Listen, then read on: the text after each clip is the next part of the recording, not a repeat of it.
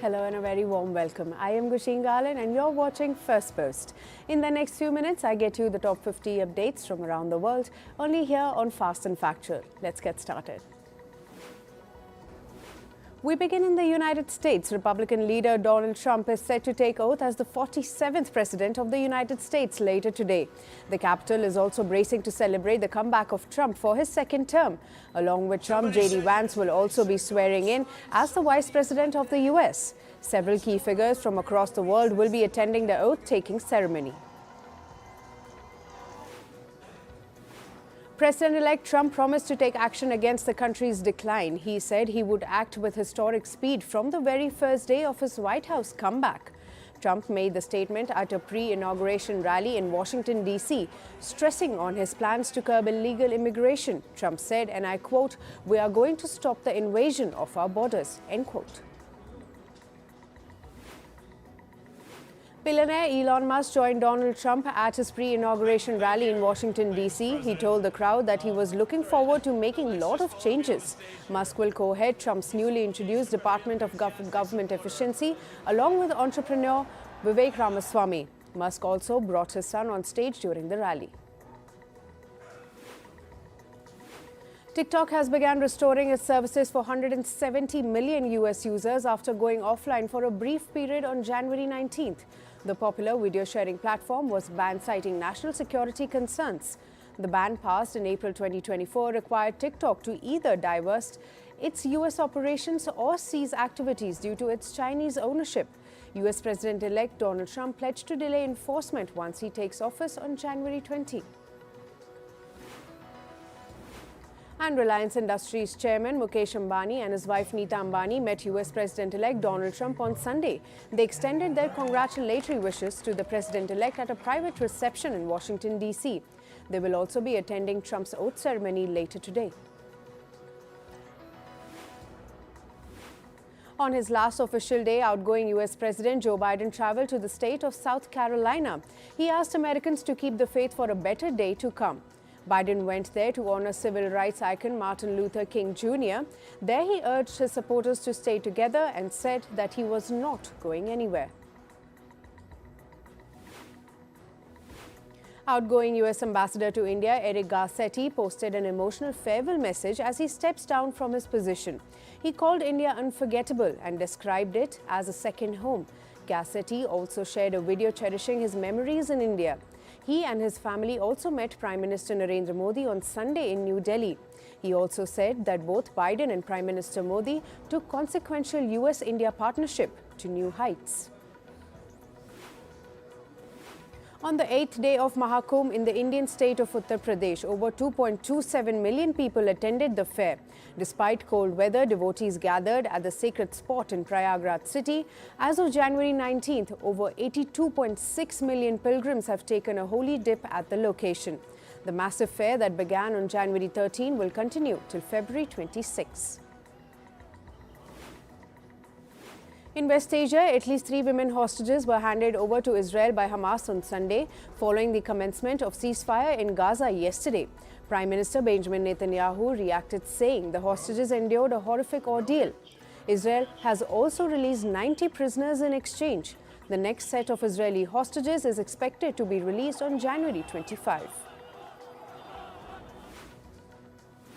The armed wing of Hamas has stated that it will abide by the ceasefire as long as Israel does the same. Hamas's spokesperson said that the group and the allies will fully commit to the truce deal.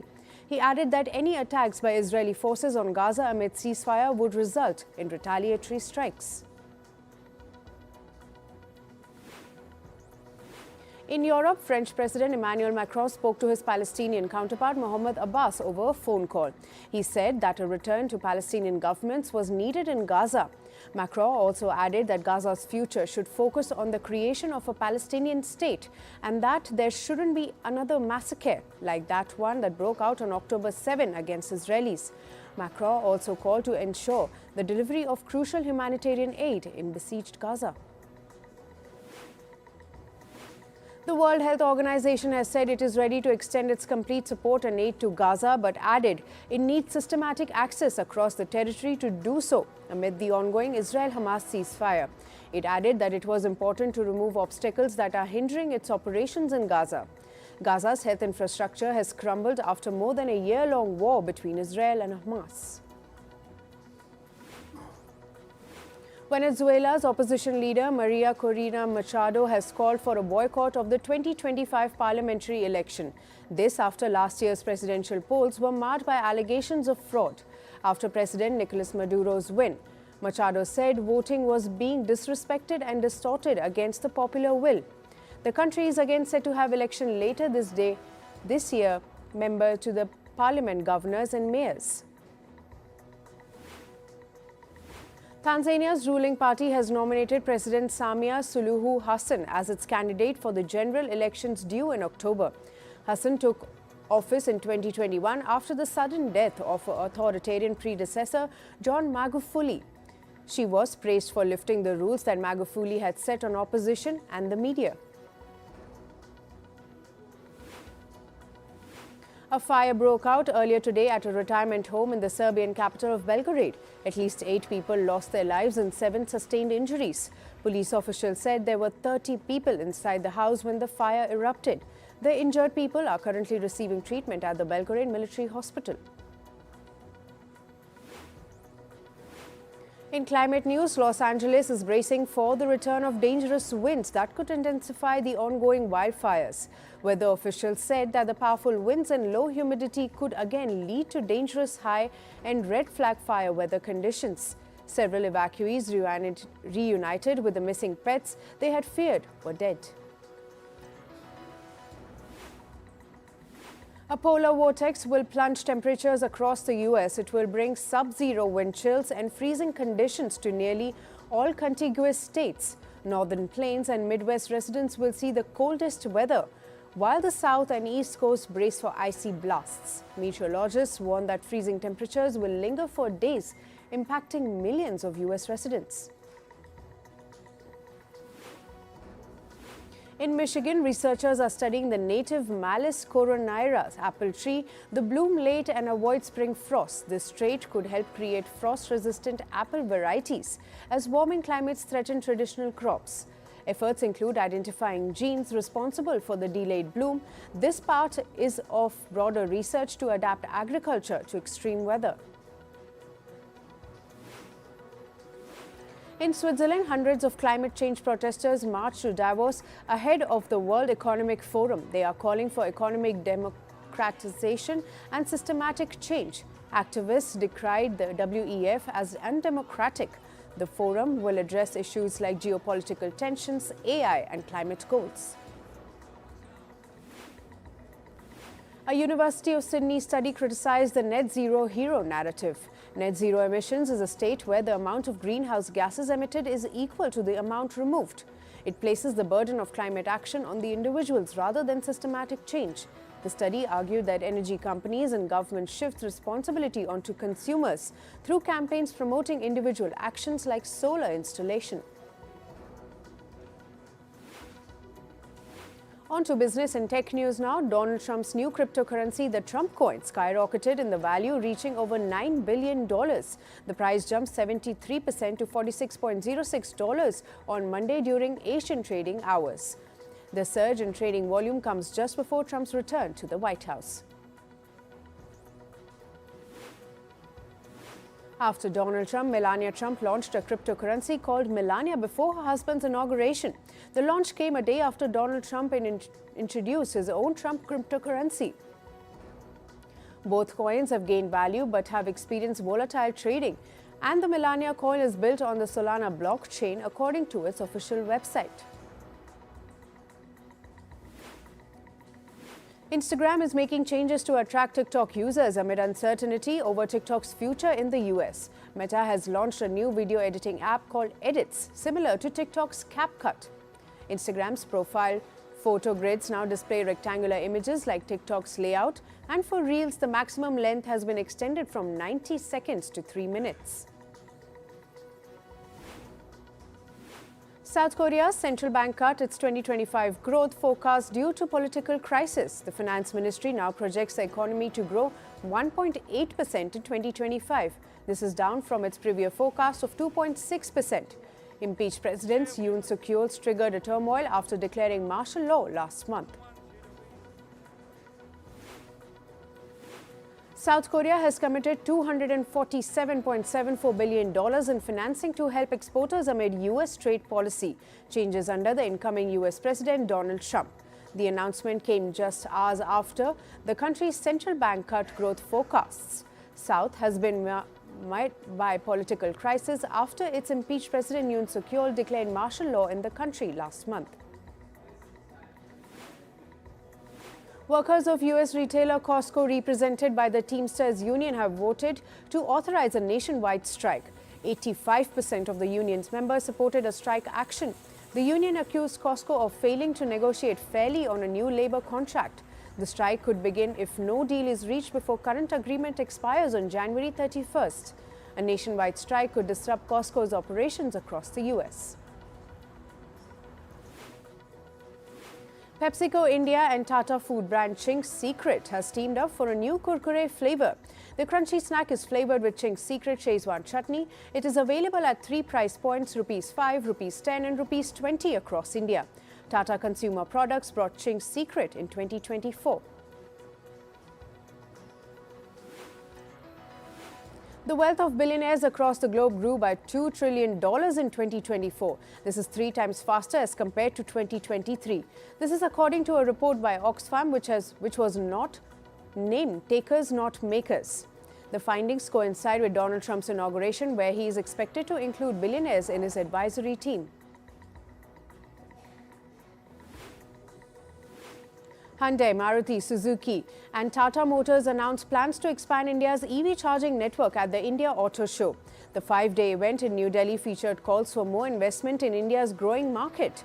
Electric vehicles make up only 2.5% of annual car sales in India, where fuel-powered cars still dominate.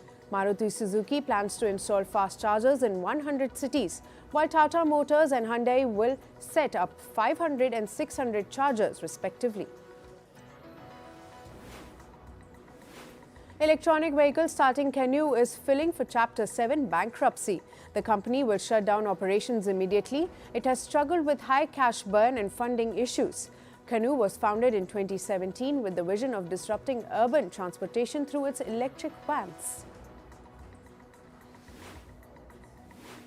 Moving to sports, we start with cricket. Pakistan beat West Indies by 127 runs in the first test of their 2-match series. On day 3 of the match, West Indies were chasing a target of 251 runs, but the visitors were dismantled by Pakistani spinners for just 123 runs. Pakistan's Sajid Khan claimed 5 wickets in second innings, achieving a world record. Pakistan took all 20 wickets in the 2 innings with spin bowlers. In football, Brighton beat Manchester United 3-1 in the Premier League. Brighton's Yankuba Minte scored the opening goal in the 5th minute. United's Bruno Fernandes scored an equaliser with a penalty stroke later in the first half. Brighton continued to dominate in the second half with 1 goal each from Kaoru Mitoma and Georginio Rutter to finally seal the match. Everton beat Tottenham Hotspur 3-2 in the Premier League. Everton took an unassailable 3-0 lead in the first half, though a goal each from Dominic Calvert-Lewin and Iliman Ndiaye, as well as a self-goal from Archie Gray. Tottenham tried to return to the game later in the second half with goals from Dejan Kulusevski and Richard Leeson, but the late efforts proved to be short for giving Tottenham a win. Nottingham Forest beat Southampton 3-2 in the Premier League. Nottingham's Elliot Anderson scored the opening goal in the 11th minute. Callum Hudson-Odoi followed through shortly after. Chris Wood's 41st minute goal gave Nottingham a 3-0 lead in the second half. Southampton hit back with goals from Jan Bednarek and Paul Onuachu, but the counter-attack was not enough to give Southampton a win. Manchester City beat Ipswich Town 6-0 in the Premier League. Phil Foden scored a brace alongside a 38th minute goal from Mateo Kovacic. that gave City a 3-0 lead in the first half. City continued their dominant run in the second half with goals from Jeremy Doku, Erling Haaland and James McAtee to seal the game. In tennis, Novak Djokovic and Carlos Alcaraz will face each other in the Australian Open quarter-finals tomorrow.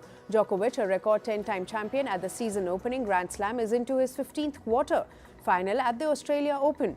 Meanwhile, at the age of 21, this will be Alcaraz's 10th Grand Slam quarter-final. India's Rohan Bopanna entered the mixed doubles quarter-finals of Australia Open along with his Chinese partner Zhang Shuai.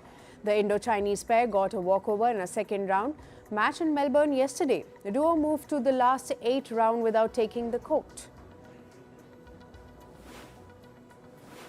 In Coco, Indian women's team lifted the inaugural Coco World Cup in New Delhi. In the final, India beat Nepal with a 78-40 margin. The Indian team showcased their prowess in the speed, strategy and skill and put a clinical show throughout the match. Indian men's team also clinched the inaugural Coco World Cup title. India beat Nepal 54-36 in the final yesterday. Captain Pratik Vaikar and tournament's standout Ramji Kashyap led from the front. President Draupadi Murmu and Prime Minister Narendra Modi took to social media to congratulate both men's and women's team for their victories. Indian Olympic medalist Neeraj Chopra posted photographs of his marriage on social media. The 27-year-old track and field athlete got married to Himani Moore. Moore is a national-level tennis player from India's Sonipat city who is currently a coach at a US university.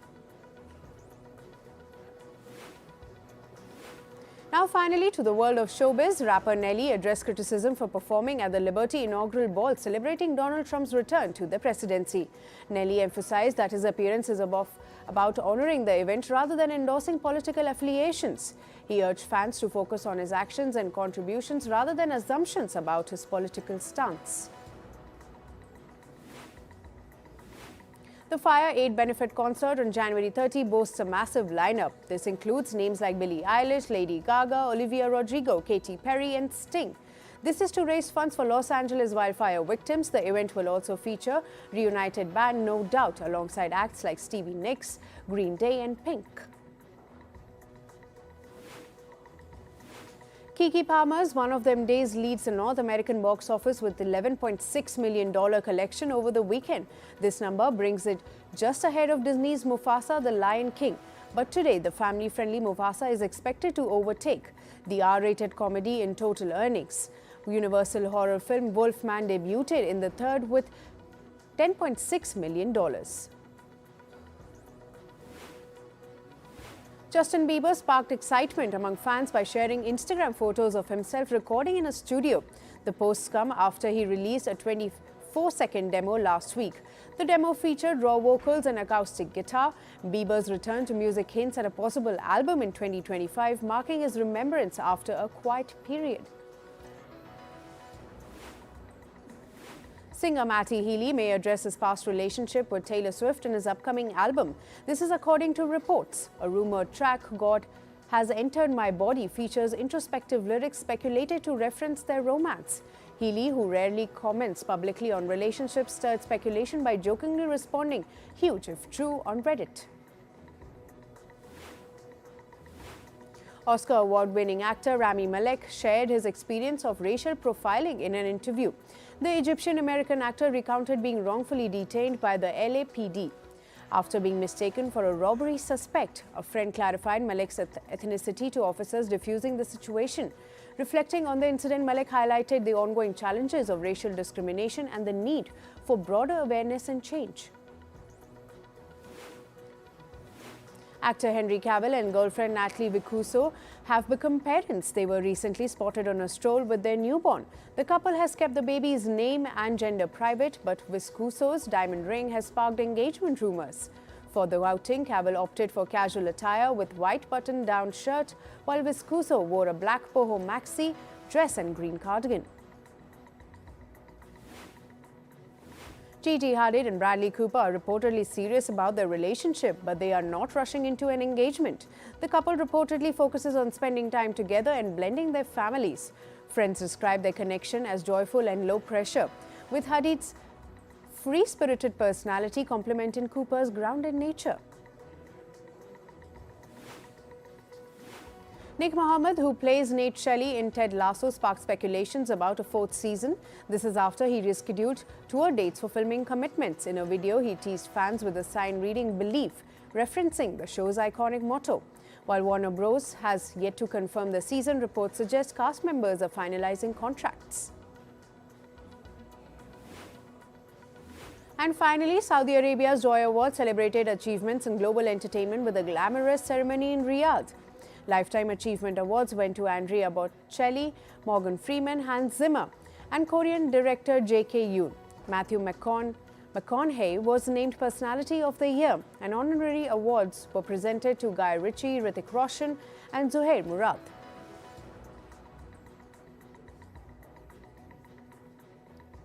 That's all for today. Thank you for joining us. I am Gushin Galan, and we'll see you right back here tomorrow. Stay informed and stay tuned to Firstpost.